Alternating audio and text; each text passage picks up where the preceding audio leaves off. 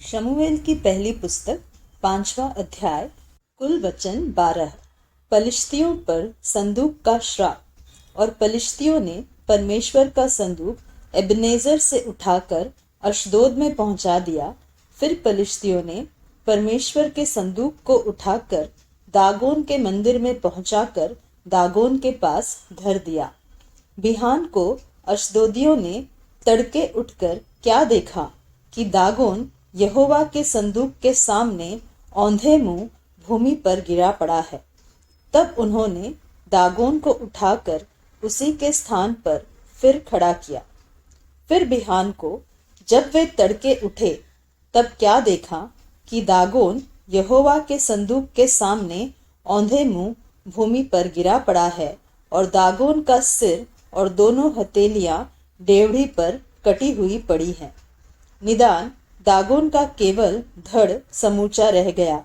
इस कारण आज के दिन तक भी दागोन के पुजारी और जितने दागोन के मंदिर में जाते हैं वे अशदोद में दागोन की डेवढ़ी पर पाँव नहीं धरते।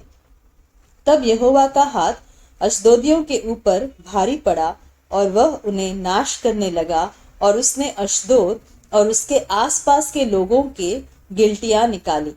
यह हाल देखकर अशदोद के लोगों ने कहा, इस्राएल के देवता का संदूक हमारे मध्य रहने नहीं पाएगा, क्योंकि उसका हाथ हम पर और हमारे देवता दागोन पर कठोरता के साथ पड़ा है।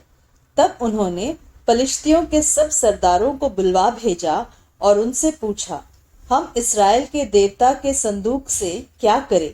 वे बोले, इस्राएल के देवता का संदूक घुमाकर गत नगर में पहुंचाया जाए। तो उन्होंने इस्राएल के परमेश्वर के संदूक को घुमाकर गत में पहुंचा दिया। जब वे उसको घुमाकर वहां पहुंचे तो यूं हुआ कि यहोवा का हाथ उस नगर के विरुद्ध ऐसा उठा कि उसमें अत्यंत बड़ी हलचल मच गई और उसने छोटे से बड़े तक उस नगर के सब लोगों को मारा और उनकी गिल्टियां निकलने लगी।